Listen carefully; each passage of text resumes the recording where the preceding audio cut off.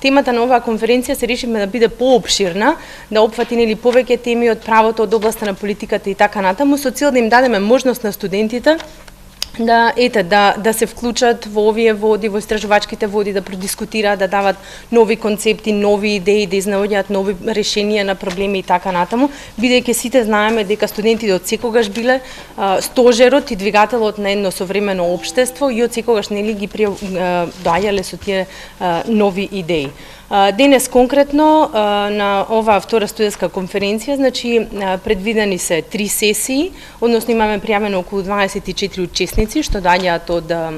трите универзитети што ги напоменав и конкретно ќе дискутираат на теми од областа на дискриминацијата, на теми од областа на казненото право, правото, меѓународните односи, политиката и така натаму. Значи, мојата научно-истражувачка работа се однесува на независноста на македонското судство и владењето на правото во Република Македонија. Сметав дека ова тема е баш најинтересна во моментот, со оглед на фактот дека судството се дојдеме на удар од страна на медиумите. И кој е твојот заклучок, имаме ли независно судство или не? По мојот заклучок е дека до ден денес Република Македонија се уште секоја политичка гарнитура која што доаѓа на власта, прво нејзин прв потек тоа е напад на судството. Сметам дека има доста меѓународни документи кои што го регулираат независноста на судството, а тие меѓународни документи се преточени во македонското законодавство преку Уставот на Република Македонија и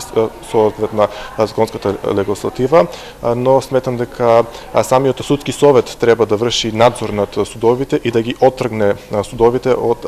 односно политичарите да ги отргнат раците од самата судска фела.